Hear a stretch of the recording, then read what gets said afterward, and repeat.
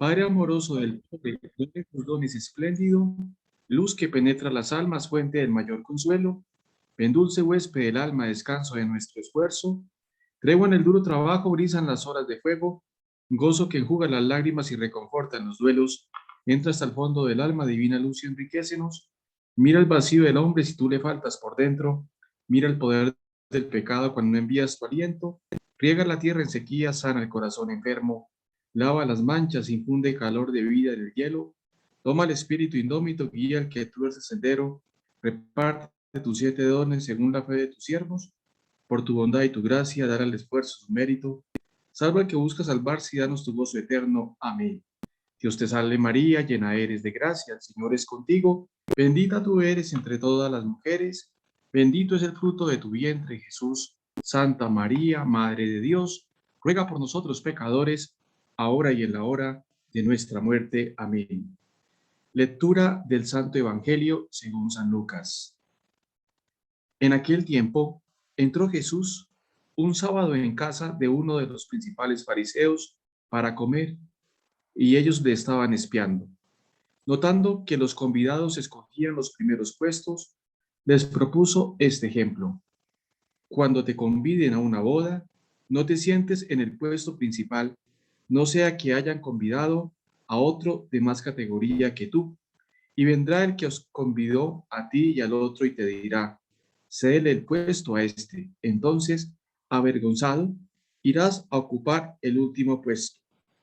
Al revés, cuando te conviden, vete a sentarte en el último puesto para que cuando venga el que te convidó te diga, amigo, sube más arriba.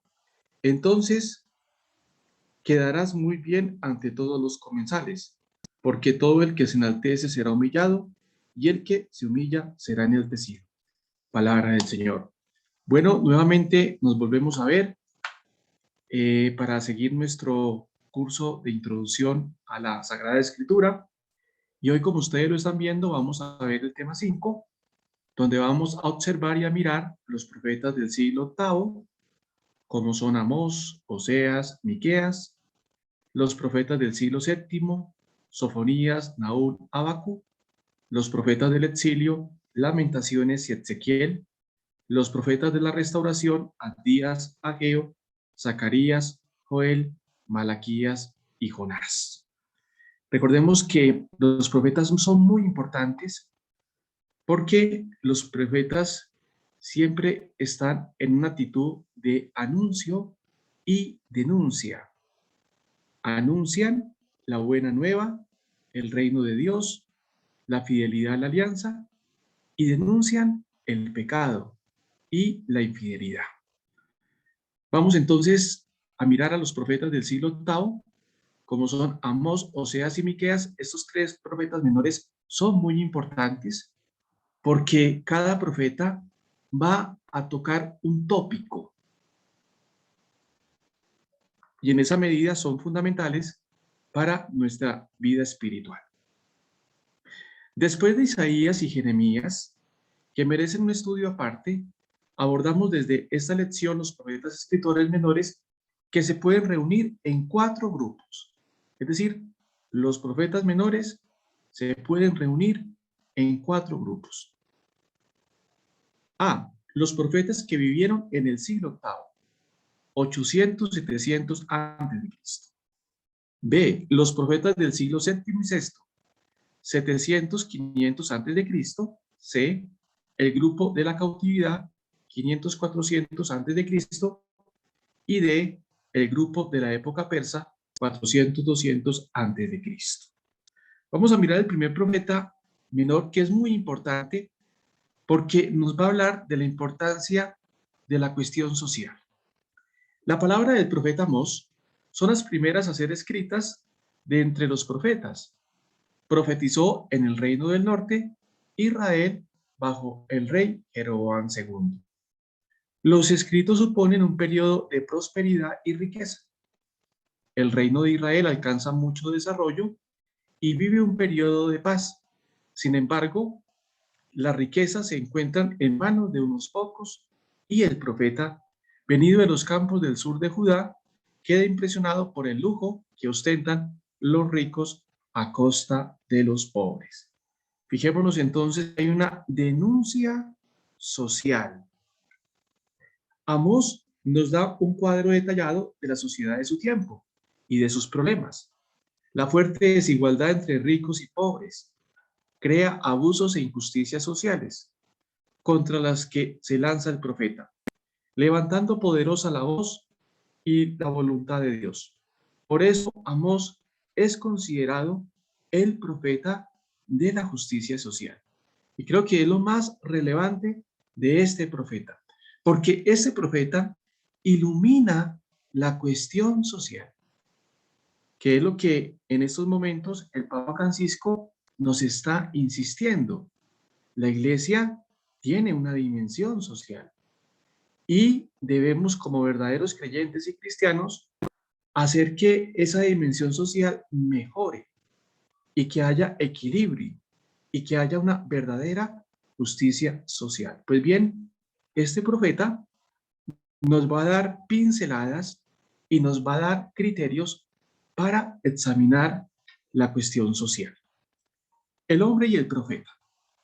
Su origen campesino influyó mucho en sus escritos, donde se notaba claramente su gusto por el campo y el rechazo por el lujo y las comodidades de la vida en la ciudad. Dios lo saca detrás del rebaño y lo envía al norte, en Israel, para profetizar. Su vocación es única, casi de tipo militar, seguida por una obediencia sin discusiones. El libro de Amós y su mensaje es un pequeño libro de apenas 9 capítulos, uniforme y poderoso en su estilo y en su mensaje. El Dios de amor se caracteriza por su justicia. Ya lo habíamos mencionado, que lo importante para este profeta es la insistencia en la cuestión social. Y aquí lo estamos mirando. El Dios de amor, se caracteriza por su justicia. Es el Dios de la alianza, pródigo en sus dones hacia el pueblo, pero exigente para que se cumplan las promesas del hombre.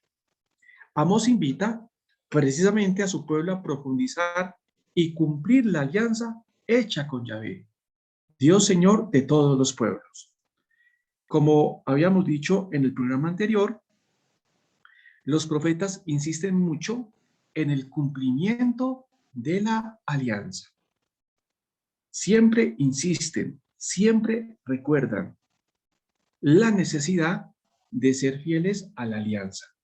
Recuerden la fórmula: yo seré su Dios y ustedes serán mi pueblo. Solo un cambio radical de vida puede salvar a la nación. Es decir, que este es un profeta que también invita a la conversión. El profeta amenaza con la llegada del día de Yahvé, día terrible en que Dios pondrá las cosas en su lugar, día de castigo y día de la justicia de Yahvé. Sin embargo, Amós cierra sus amenazas con palabras de esperanza mesiánica. Habrá un resto de Israel compuesto por justos y una restauración nacional en torno a un descendiente de David. Los pecados del pueblo. Amós pone en evidencia los crímenes de los pueblos de Israel y de los individuos. De Israel denuncia especialmente los pecados contra la ley divina de la alianza y contra la justicia. Venden al justo por dinero, el rico explota al pobre, acumulan riquezas. De los individuos denuncia la corrupción, las divisiones, la explotación, el culto exterior y el orgullo. Entonces fijémonos que este profeta insiste mucho en el cumplimiento de la alianza y también en la vivencia de la justicia. Establecer relaciones de justicia. El día de Yahvé. Contra tanta corrupción e hipocresía, por primera vez en la literatura profética, Amós habla del día de Yahvé. Para el profeta es el día de la justicia de Dios, en el que pedirá cuentas al pueblo y el castigo será inevitable. El resto de la ira de Yahvé, por una misericordia divina, será salvado solamente el resto de Yahvé. Serán salvados los pobres oprimidos que han sido objeto de injusticias y sin embargo han continuado fieles en la búsqueda de Dios y en una vida buena y honrada.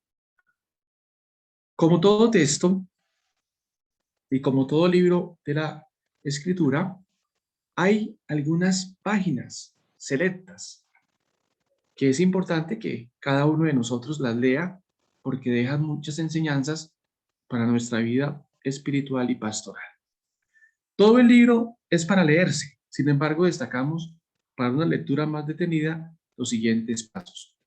Amós 4:1-13, la fidelidad de Dios y la infidelidad del hombre. Amós 4:10-13 y Amós 8:1-14, denuncia de la injusticia y explotación, y Amós 5:14-24, el día de Yahvé. Recuerden que estos cuadritos es para que ustedes en su casa, pues los que quieran, lean estas citas bíblicas y las contrasten con su interior, con su corazón, porque este curso también se trata de llevarnos a una vida espiritual y que nuestro corazón sea un corazón para Dios. Y por lo tanto deben haber criterios que deben motivar esa experiencia con Dios. Venimos con el otro profeta que también es muy interesante, el profeta Oseas. Oseas ha pasado a la historia como el profeta engañado por su esposa, a la que, a pesar de todas sus infidelidades, no dejó de amar. Su vocación divina está vinculada con la vida íntima sentimental de Oseas.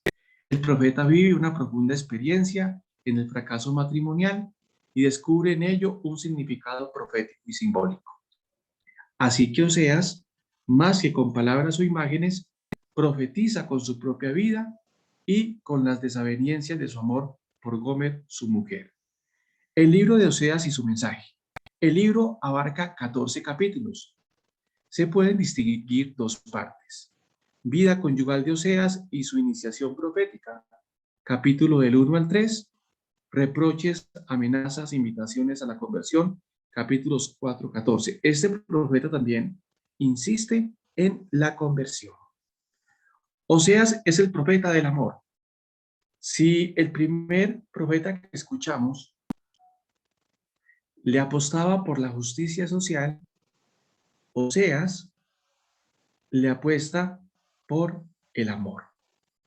Del amor de Dios traicionado por su pueblo, por el hombre, a quien tanto ha amado, desde la propia experiencia, el profeta profundiza con rara maestría la conducta de Dios misericordioso, lento en la ira, rico en perdón y fidelidad. Y si recordamos, recuerden que Éxodo, capítulo 34, nos ha dicho que Yahvé es rico en misericordia, lento a la cólera.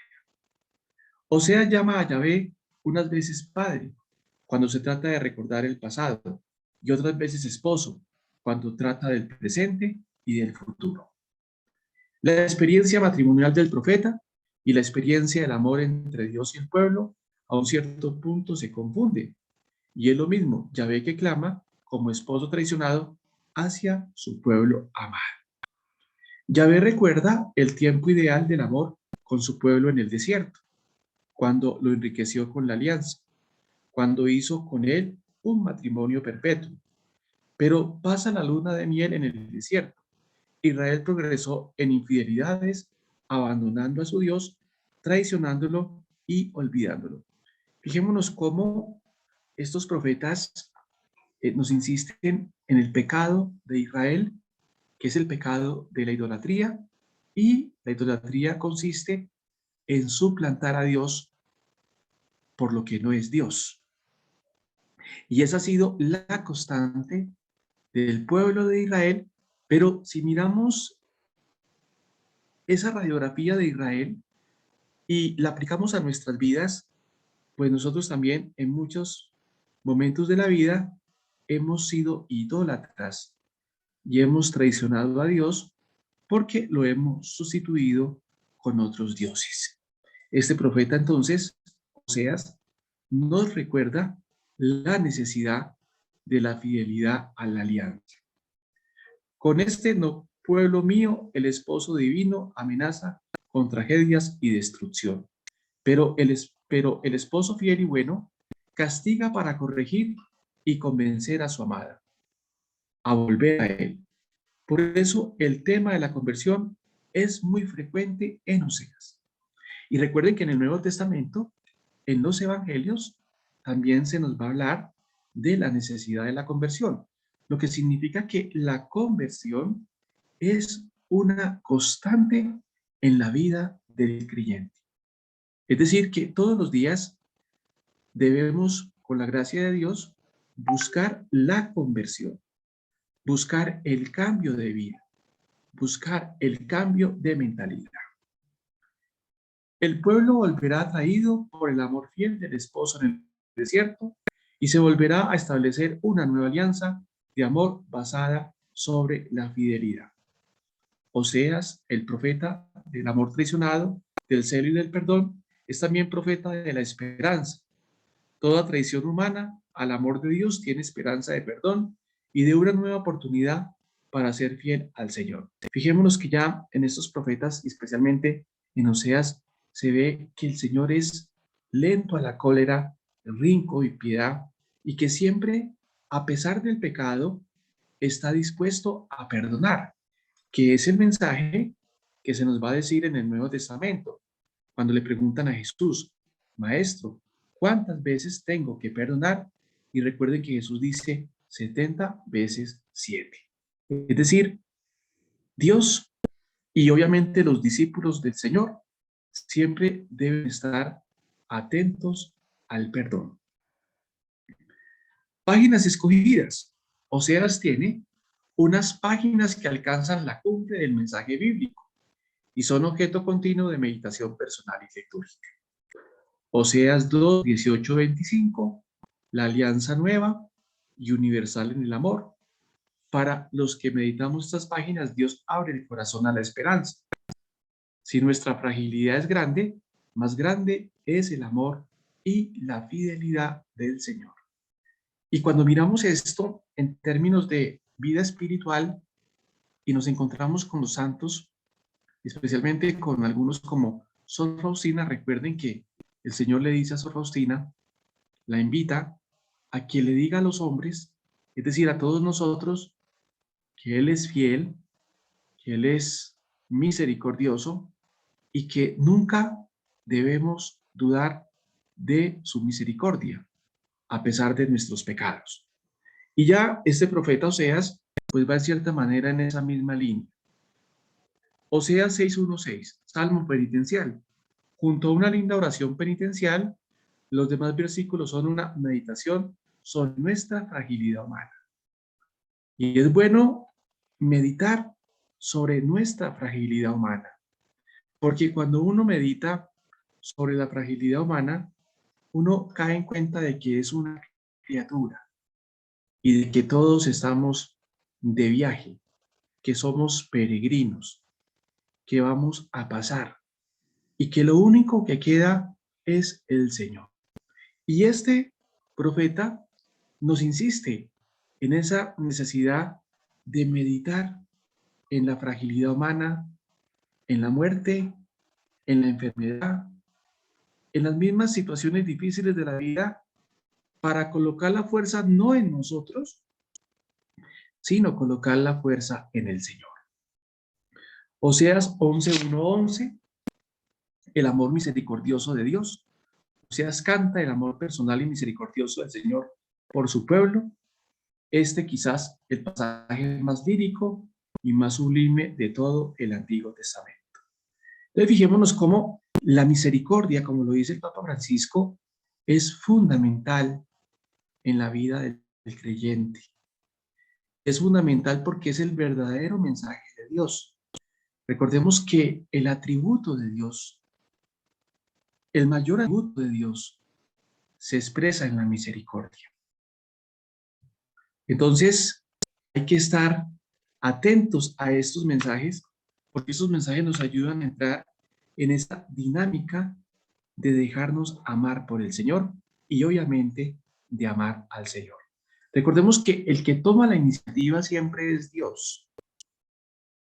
Es decir, nos debemos dejar amar, nos debemos dejar encontrar por el Señor, pero nosotros debemos responderle a través de la fe. Viene el otro profeta, el profeta Miqueas.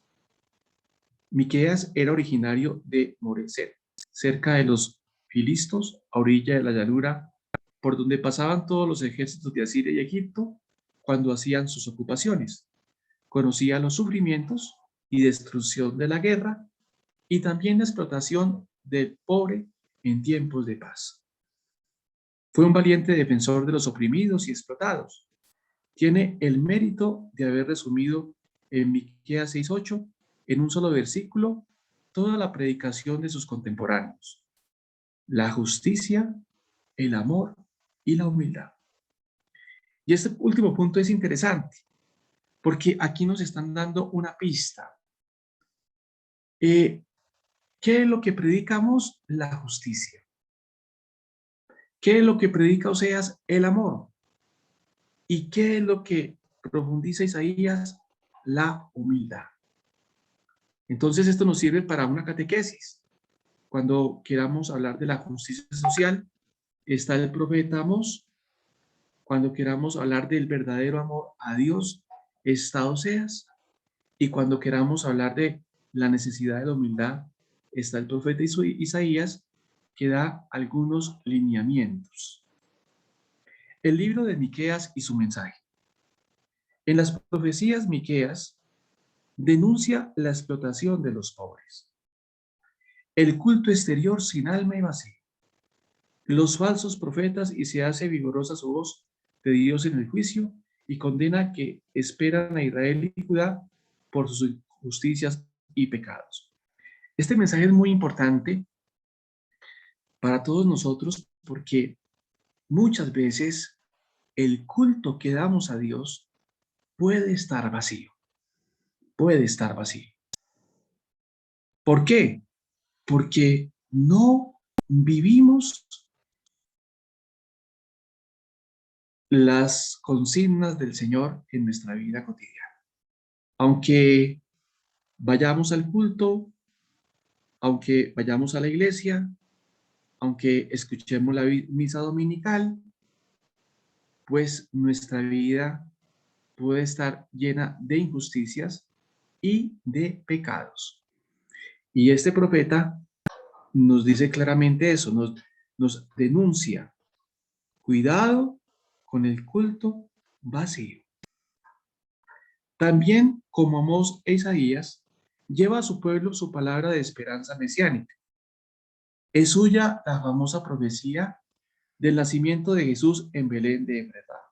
Miqueas 5:1-4. Su mensaje: Miqueas es el profeta del juicio de Dios. El profeta establece entre Dios y su pueblo como un proceso donde Yahvé es el juez y amonesta, procesa y condena el pecado y la explotación del pueblo.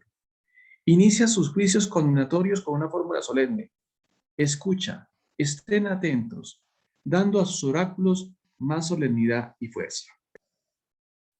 El juicio del profeta no siempre es amenazador.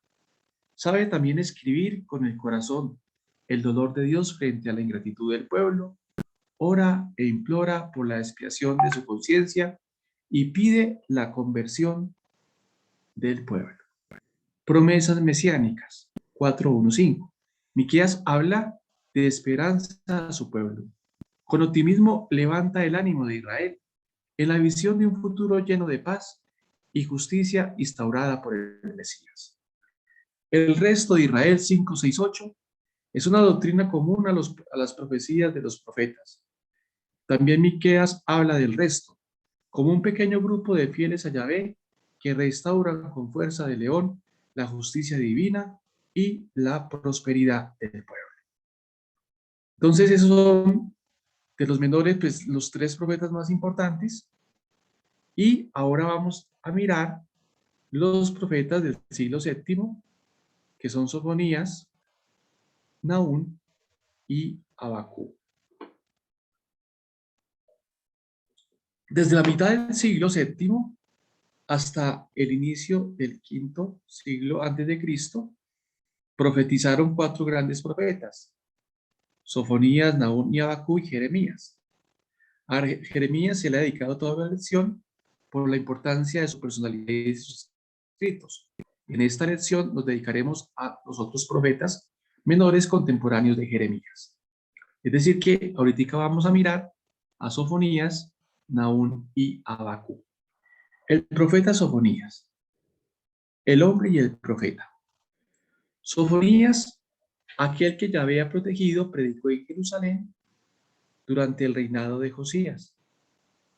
En sus profecías nos da a conocer el estado de Jerusalén antes de la reforma religiosa, sus idolatrías, las costumbres extranjeras y paganas, el falso profetismo, las violencias e injusticias, y nos hace conocer también los sentimientos de los creyentes que aceptaron con entusiasmo y vivieron la reforma de Josías. El libro de Sofonías y su mensaje. Leyendo el corto libro del profeta, se notan en particular dos temas tratados por Sofonías: el día de Yahvé y el resto de Israel. El libro se puede dividir en cuatro pequeñas partes según el tema que trata. A. El día de Yahvé sobre Judá y Jerusalén, Sofonías 1, 2, 2, 3. B. El día de Yahvé sobre las naciones, Sofonías 2, 4, 15. C. Nuevas amenazas a Jerusalén, Sofonías 3, 1, 8. D. Promesas del resto de Israel, 3, 11, 20. Sofonías escribe con un estilo directo y concreto, y sus profecías se pueden acercar por sus temas y su estilo a las de Amós. El profeta, antes que nada, denuncia las culpas de su pueblo y de la sociedad, las sintetiza en un único pecado: el orgullo. De esta raíz florecen la idolatría, las injusticias y todos los males sociales.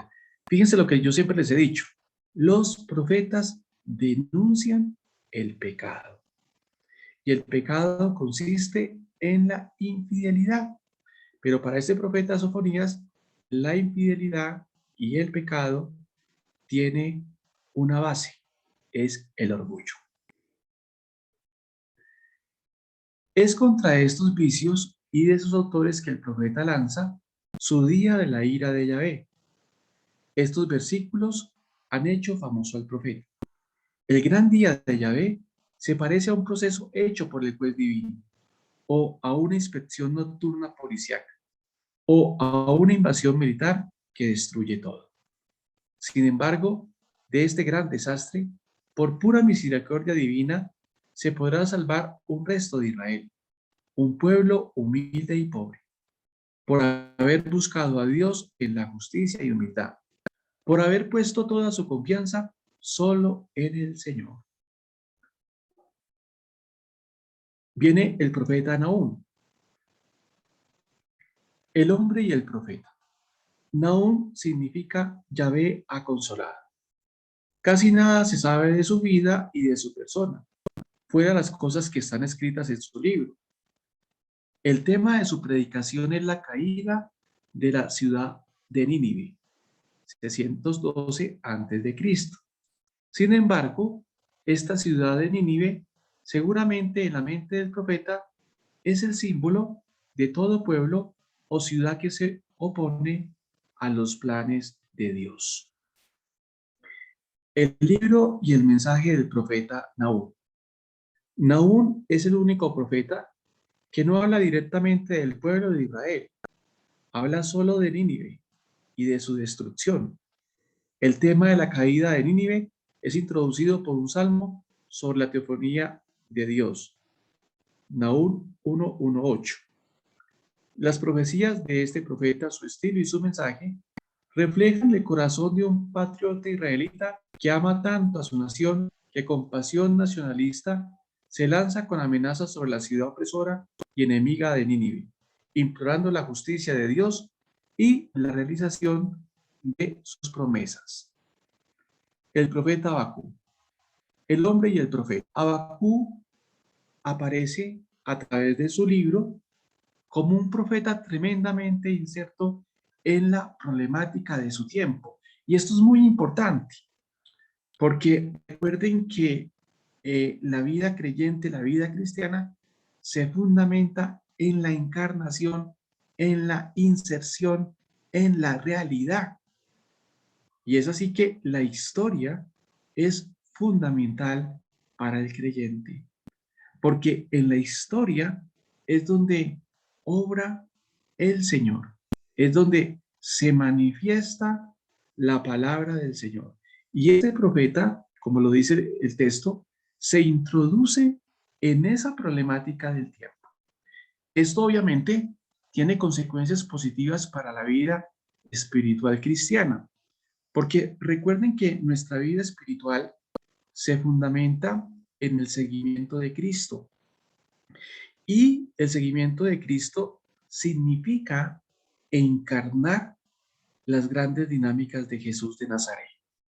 Pero encarnarlas ¿dónde? En nuestra historia, en lo cotidiano, en la vida común y corriente. Es donde estamos llamados a vivir la lógica de Jesús y a encarnar los criterios del Evangelio. Y por ende, los criterios de la Sagrada Escritura. El libro y el mensaje de Habacuc. El pequeño libro de Habacuc se presenta unitario en su temática. Enfrenta el problema de la justicia divina frente a las naciones y su desarrollo. El profeta se queja y se atreve a pedir cuentas a Dios. Quiere saber hasta cuándo la justicia y la bondad de Dios se callará frente a las injusticias y la opresión de un pueblo contra ellos. La respuesta de Dios: Yahvé guarda el secreto de su manera de obrar y de gobernar el mundo. Solamente nos pide que tengamos confianza en Él y nos mantengamos fieles. El justo vive de su fidelidad. Y recordemos que la fe, la primera característica de la fe es la fidelidad. La fidelidad. Y aquí el profeta insiste en la fidelidad. En la fe, ¿a quién? A Yahvé. Con esta seguridad en Dios, el profeta lanza sus maldiciones contra los opresores e injustos pueblos idólatras. El mensaje central de Habacuc: el justo vivirá por su fe, será recogido y ampliado por San Pablo en Romanos 1:17, Gálatas 3:11, para demostrar que la salvación no viene por ley, sino por la fe en Cristo. Es importante que ustedes allá en sus casas hagan esa lectura comparativa y miren cómo este profeta que estamos hablando, pues nos invita a ser fieles, es decir, a tener fe, y cómo Pablo va a profundizar esa línea profética y nos va a hablar de la fe. Y hay dos citas muy importantes: Romanos 1:17 y Gálatas 3:11. Entonces, fijémonos cómo podemos crecer en la comprensión de estos textos.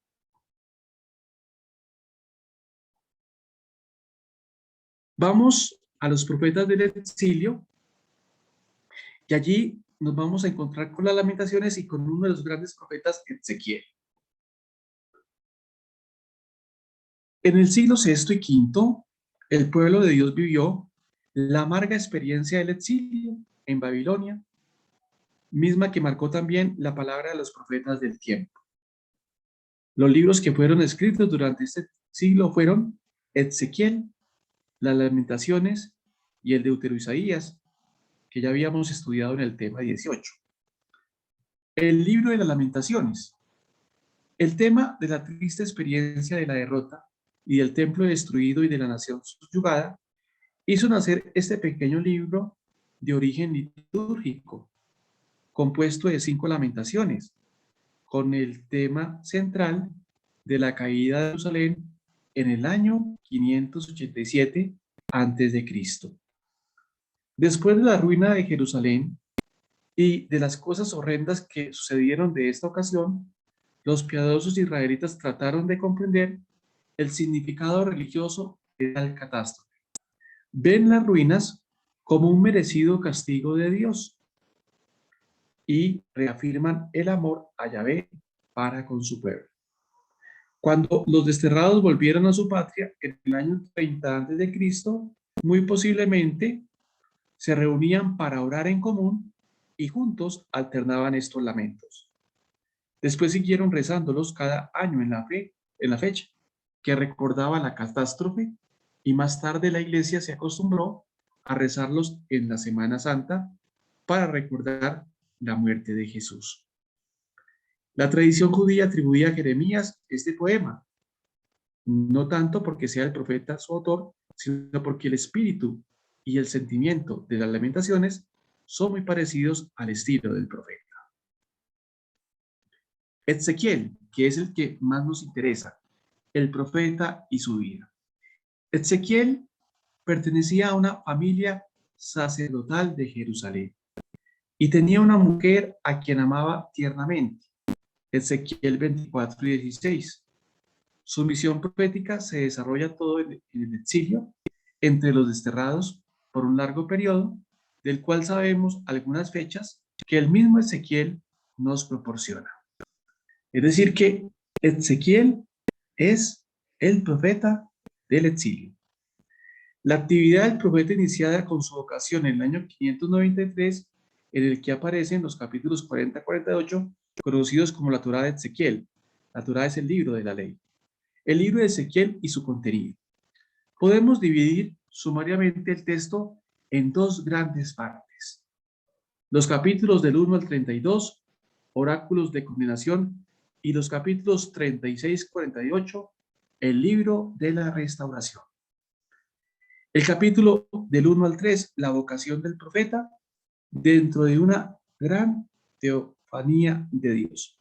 Es interesante ver la vocación de los personajes, tanto del Antiguo Testamento como del Nuevo Testamento, porque hay algo en común. ¿Y qué es ese algo en común? Que Dios toma la iniciativa y que Dios los escoge. Pero Dios los escoge sin ningún criterio humano. No porque sean inteligentes, no porque tengan dinero, no porque sean pobres, sino Dios escoge al que quiera. Entonces, fijémonos que en la vocación hay como una especie de misterio. Dios escoge al que quiere y Él toma la iniciativa. Y escoge al que quiere y le da la fuerza, en este caso, para proclamar y para predicar.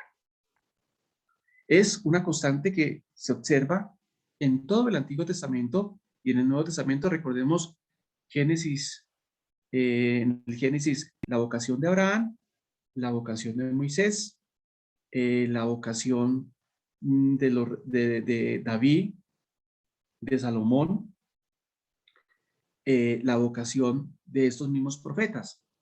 Y en el Nuevo Testamento, pues la vocación de María, la vocación de los discípulos y la vocación de Pablo. Capítulo 4:7, el profeta expone desde el inicio del mensaje central de sus amenazas contra Jerusalén e Israel, con algunas acciones simbólicas, un oráculo de amenazas y la profecía sobre el día de Yahvé. Capítulos 12-24, después del gesto del emigrante que anuncia la deportación, el profeta caracteriza las situaciones de los falsos profetas y pronuncia más oráculos y alegorías.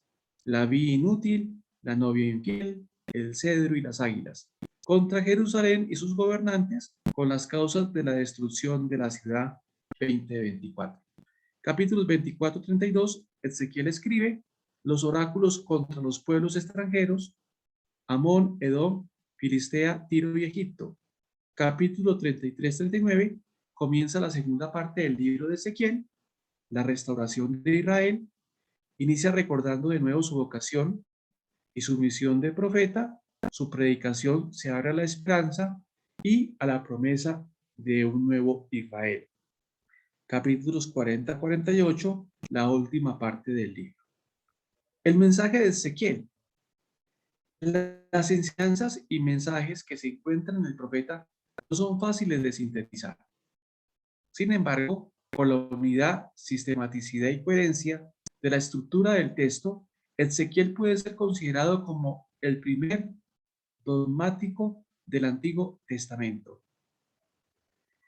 En su libro, Ezequiel trató de sintetizar la historia del pueblo escogido alrededor del concepto de la gloria y santidad de Dios. Desde esta idea central de su mensaje, todo el libro gira alrededor de dos temas: el pecado de Israel con el relativo castigo y el tema de la restauración y salvación. Entonces, ¿qué hay que recordar de este profeta? Que él sintetiza la reflexión a partir de dos grandes categorías: la categoría gloria y la categoría santidad de Dios. Y desde estos dos conceptos va a interpretar cómo Dios se ha manifestado, se ha revelado y ha estado con el pueblo, pero también cómo ha sido la respuesta del pueblo con Dios. Ezequiel, profeta mesiánico. Esta nueva comunidad restaurada no tiene el estilo antiguo monárquico, davídico, sino sacerdotal. La figura del Mesías Salvador no será un rey, sino un sacerdote, pastor. La misión del Salvador es esencialmente sagrada, cultual, de santidad. Ezequiel, sin embargo, no excluye del todo la idea del rey, Mesías, especialmente en la alegoría del cedro, y mantiene muy firme su condición de descendiente de David. Páginas escogidas de Ezequiel: la visión de la gloria de Yahvé, los tres momentos más importantes de la predicación de Ezequiel, su vocación, la destrucción de Jerusalén y la restauración. Son marcados por las visiones y la presencia de la gloria de Dios y la visión de su santidad. La vocación del profeta, la narración de la vocación y misión de Ezequiel, es muy rica de elementos y simbólicos que nos abren a una profunda meditación sobre la misión de un llamado de Dios. Como les decía entonces, esta vocación de Ezequiel nos puede ayudar a comprender las otras vocaciones. ¿Por qué? Porque da elementos que son constantes en la manera de actuar de Dios en la historia. Algunas acciones simbólicas. Ezequiel 4:1-17, el profeta juega a la guerra. Ezequiel 12:1-16, el gesto del emigrante. Ezequiel 24:1-14, el gesto de la olla. El profeta, con sus gestos extraños y simbólicos, quiere ser una señal que representa el destino de todo el pueblo: el asedio de la ciudad, la destrucción y el exilio. Algunos oráculos condenatorios. Ezequiel 16:1-63, la novia infiel. Ezequiel 22:1-31, los pecados de Jerusalén. Ezequiel 20:1-44, resumen de la historia de Israel. El pastor de Israel y su rebaño. Ezequiel 34:1-33. Después de la denuncia contra los malos pastores de su pueblo, el Señor proclama que él mismo se hará cargo de sus fieles. A estas palabras seguramente se inspirará Jesús en las hermosas parábolas del buen pastor, Juan 10, y de la oveja perdida, Lucas 15. El corazón nuevo, Ezequiel 36:22-30. En el mensaje de la restauración de Israel, parte principal, reviste la renovación interior, cultural y religiosa. Y ese creo que es uno de los grandes mensajes de este profeta. La renovación, la conversión, parte del interior del corazón. No es del exterior, sino es del interior. Pero el que renueva nuestro interior, nuestro corazón, es Dios. Se parece mucho este paso al mensaje de Jeremías 31:13 y 32:37. En Ezequiel, sin embargo, se pone en evidencia que la conversión y salvación, el corazón nuevo de carne, será un don gratuito del Señor. Y aquí resalta un aspecto que la teología posterior nos va a hablar de la gracia. Y esto es gracia. Es decir, ese don es por gracia, no es por mérito. Y este profeta insiste en eso. Ese cambio interior, esa restauración del interior es un don. Es un don de Dios. Y claro, ¿qué tenemos que hacer nosotros? Pedirlo. Ahora, si vamos al Evangelio de Juan, recuerden ustedes, en el Evangelio de Juan, cuando Jesús habla con la samaritana, le dice a ella, si conocieras el don de Dios. ¿Y cuál es el don de Dios? Es el Espíritu Santo. Ahora, ¿qué tenemos que hacer nosotros como creyentes? Pedir constantemente, incesantemente, el don del Espíritu Santo. ¿Por qué? Porque es el Espíritu Santo el que va a renovar el interior, el que va a renovar el corazón.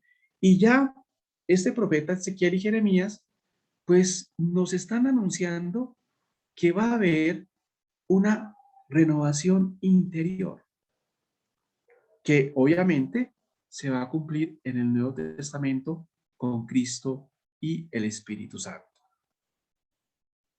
La visión de los huesos, este es un tema muy importante.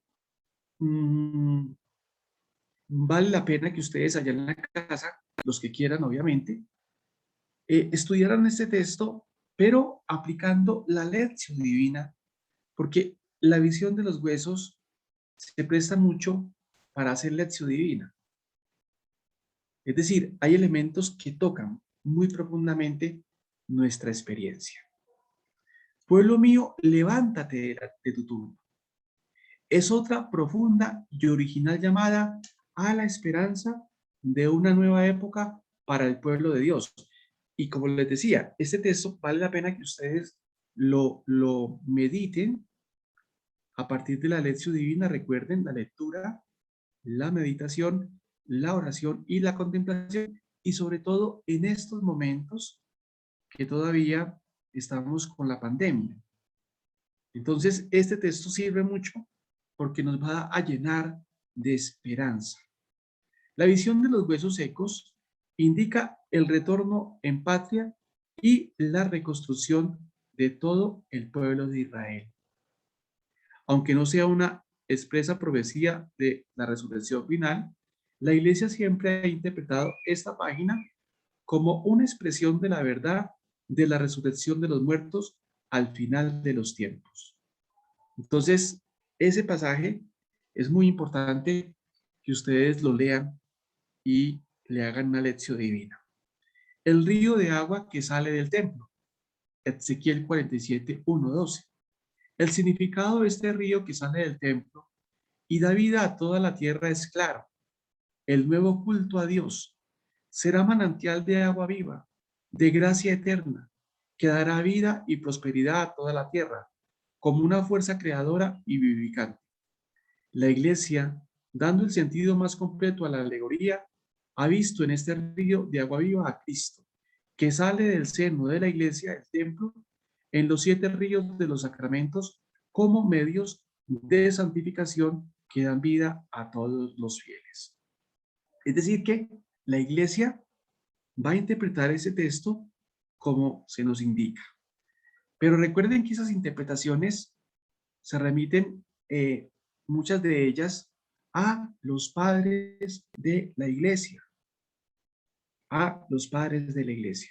Y por eso es necesario que ustedes también lean los padres de la Iglesia para comprender la dinámica de esos padres y cómo comprendieron el mensaje del Evangelio y el mensaje de la Escritura. Es muy importante conocer a los padres. ¿Por qué?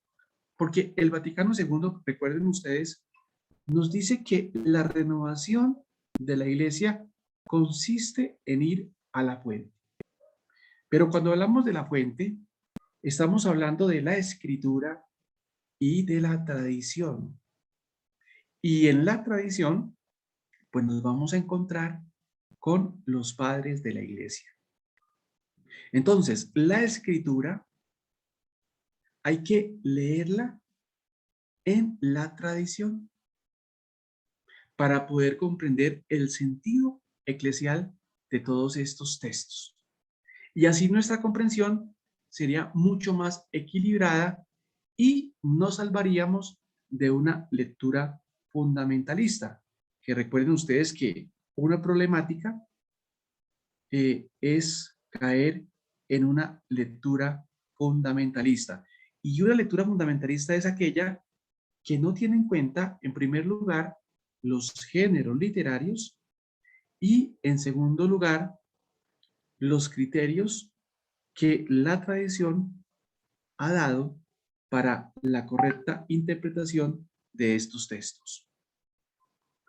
Bueno, creo que ya nos vamos aproximando al final con los profetas de la restauración y vamos a hablar de estos que son mucho más pequeños: Abdías, Ageo, Zacarías, Joel, Malaquías y Jonás.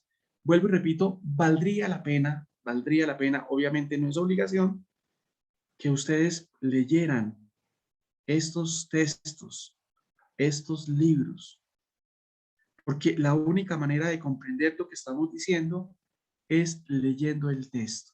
Yo ya les decía en clases pasadas la necesidad de tener, por un lado, los que puedan, la Biblia de Jerusalén en sus notas y, si pueden también, la Biblia del Peregrino de Luis Alonso Cheque y tener otras Biblias, porque es la única manera de que ustedes conozcan los textos y de que ustedes conozcan el contenido y la intención de los autores.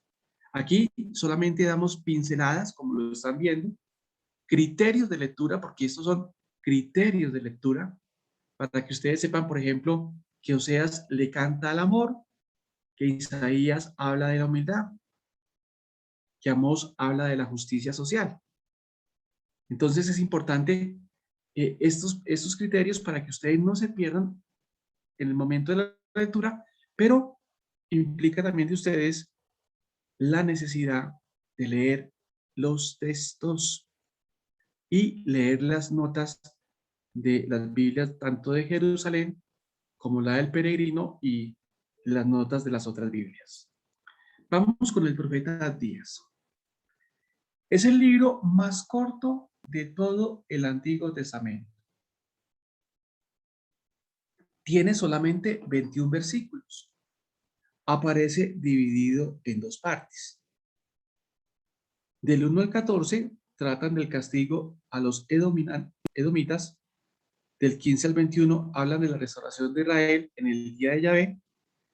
El profeta quiere manifestar fundamentalmente tres ideas: que los israelitas que regresaron del exilio son ese resto de Israel que construirá el nuevo culto a Yahvé. El reino de Dios escatológico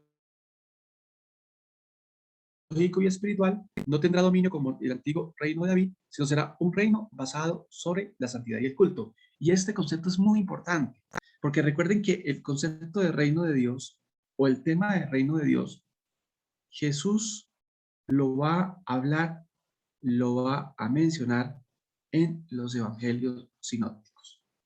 Tanto exégetas católicos como protestantes dicen que el mensaje clave de los evangelios sinópticos es el rey.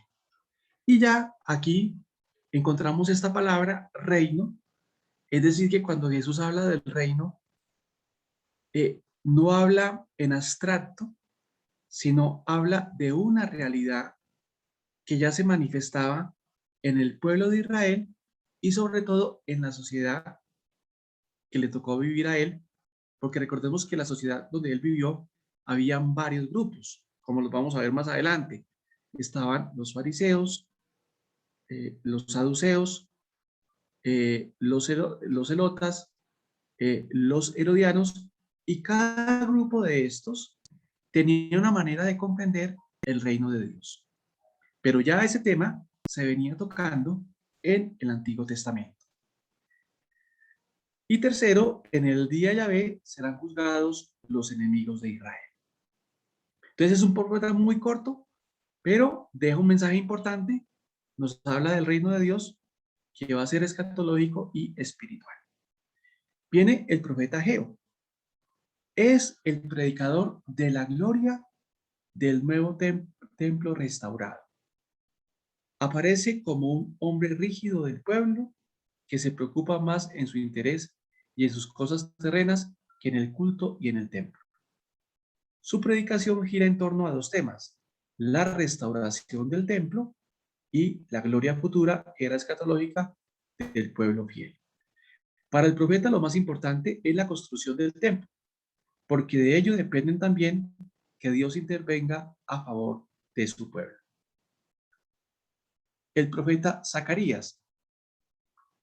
Zacarías es mencionado en Esdras 5:1, 6:14, junto con Ageo, en la tarea de la reconstrucción del templo. Su actividad profética se desarrolla alrededor de los años 520-515 a.C. Es uno de los libros más difíciles de interpretar del Antiguo Testamento. Escribe con imágenes y visiones surrealistas que producen desconcierto. La abundancia de visiones y el recurso a la meditación de los ángeles hacen de Zacarías el precursor del género apocalíptico en la Biblia. Mensaje. Ante todo se refiere a la reconstrucción del templo, que se hará principalmente por obra del Espíritu de Dios. El profeta sabe que Israel y su fe no sobrevivirán sin el templo, porque esto fue siempre el signo vivo de la presencia de Dios en medio de su pueblo.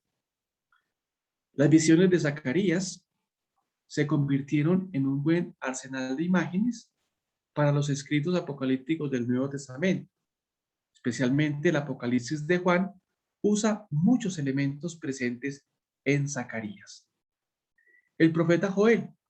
Este libro fue escrito entre el año 400 y el 350 a.C. El libro se abre con la descripción de una plaga de langostas. Esto da ocasión al profeta para hablar y anunciar el día de Yahvé, en donde Israel reconocerá el castigo de Dios, se arrepentirá y florecerá de nuevo. La enseñanza de Joel es clara. Ese día Yahvé es el día en que Dios hará justicia, sea de su pueblo como todos los pueblos paganos. Será, sí, un día terrible, pero convencido que Dios es compasivo y clemente. Este día será anticipación de una era de salvación para su pueblo. Claro que esa salvación no será incondicionada, exige la conversión interior y profunda.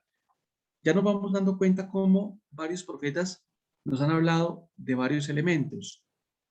Nos han hablado de la conversión, nos han hablado de la misericordia, nos han hablado de la fidelidad.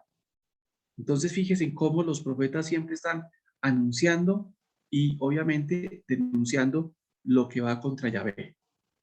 Páginas escogidas. Joel 2:1-11 es el himno litúrgico que desde muy antiguamente la iglesia ha usado en las celebraciones de difuntos. Joel 2:12-17, la iglesia recoge esa profunda llamada a la penitencia en la liturgia de Cuaresma. Recordemos que en Cuaresma lo vamos a escuchar, sobre todo en el miércoles de ceniza. Joel 3:1-5, la efusión del Espíritu que supera toda barrera de sexo, edad y clase social. Es el mismo texto bíblico que Pedro en Pentecostés anuncia y menciona en su primera predicación. El profeta Malaquías. Malaquías aborda unos 6 temas y problemas morales de su tiempo, como el amor de Dios, la justicia divina, la retribución divina, las ofrendas, los matrimonios mixtos, los divorciados y los diezmos. El pequeño libro de Malaquías es muy citado en el Nuevo Testamento. Los dos temas más citados son Malaquías 3:1 y 3:23, que hablan del mensajero. Malaquías 3:1 aparece en Marcos 1:2, en Lucas 1:17-76 y en Juan 3:28. Y Malaquías 3:23 siguientes es citado por Mateo 17:10-11, Marcos 9:11-12 y Lucas 1:17. En todos los casos el mensajero es identificado con San Juan Bautista. El profeta Jonás, y lo hemos escuchado muchas veces. El libro de Jonás es uno de los más conocidos.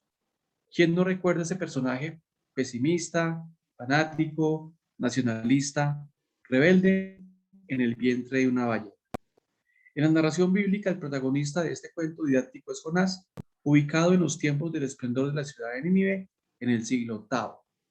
Jonás tendrá que ir a Nínive, a la gran ciudad, y predicar contra ella, su destrucción, a los 40 días. Jonás, conociendo la bondad y misericordia de Yahvé, y que se arrepentirá de su decisión, no acepta ir. Aborda una nave para escapar. Dios, para poner en crisis al profeta fanático y rebelde, cumple una serie de milagros. Hace salir una tempestad, hace descubrir al culpable por medio de la suerte, lo hace comer por un gran pez en cuyo vientre está 3 días y 3 noches, luego lo hace vomitar a la orilla. Aquí le comunica nuevamente su vocación y su mensaje. Jonás acepta de mala gana, se va a Nínive, predica las amenazas de Dios y pasa lo que se temía. Los ninivitas se arrepienten y Dios los perdona. Jonás, mezquino nacionalista, se enfada con la misericordia de Dios y desea la muerte. Salido de la ciudad, se repara en la sombra de un árbol creciendo milagrosamente, pero cuando un gusano lo seca, Jonás se enfada con Dios que lo ha hecho secar, por el sol que le cae encima. Dios entonces trae las consecuencias de su actitud. Si Jonás tiene derecho de enfadarse y de apiadarse de la suerte de un árbol, mucho más tiene derecho Yahvé de compadecer y perdonar a una ciudad donde viven 120,000 niños inocentes. ¿Cuál verdad pretende enseñar el libro de Jonás? El libro de Jonás es una llamada al universalismo de la salvación y un himno de amor a Dios y su misericordia que quiere salvar a todos. Y eso es muy importante. Ya en este libro y en otros más se va viendo que la salvación es para todos los hombres, para todos los hombres. Entre todas las profecías anteriores, las de Joel, Abdías, Nahum, que condenan a los pueblos paganos y lanzan amenazas sin cuartel contra las naciones, encontramos a Jonás que trae un mensaje de misericordia para Nínive. También es importante esa última frase. Es decir, que a pesar de la denuncia de los pecados, en el fondo, los profetas, y concretamente este profeta, anuncia la misericordia. El mensaje de este libro, pues, está en la más pura línea del Evangelio. Dios ama también a los opresores y a todos los pueblos. Y recuerda a todos los Jonás de este mundo con mentalidad cerrada que esperan la destrucción de los malos, que su actitud es injusta porque olvidan que Dios es misericordia y perdón. Entonces, fíjate las enseñanzas y resonancias que tiene este libro para nuestra vida espiritual y cómo nos debemos relacionar con los otros.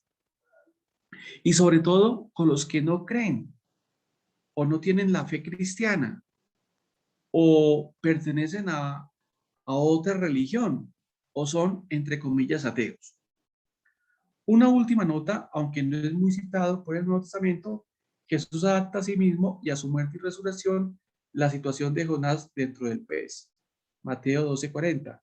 Y otra vez en Lucas 11:32 y Mateo 12:41 recuerda la conversión de los ninivitas frente a la falta de fe de su pueblo. Entonces, fijémonos cómo todos estos libros nos dan muchas resonancias. Bueno, hemos llegado al final de esta sesión. La idea es que ustedes allá en sus casas reciban el material. Estamos muy contentos porque nos hemos dado cuenta de que varias personas han entrado al YouTube a mirar estas grabaciones y la idea es que ustedes pues vuelvan a mirar la grabación, consulten los insumos, se aprovechen de los libros que estamos mandando, porque esto es un tema apasionante. Cada libro de estos nos podría tardar 6 meses, un año o mucho más, pero lo importante es que vamos de menos a más. Estamos aplicando el principio del riachuelo al río, del río al mar, del mar al océano, es decir, tener muy bien asimilado lo básico, lo fundamental para poder avanzar en la comprensión de la Sagrada Escritura, del Antiguo y del Nuevo Testamento. Entonces,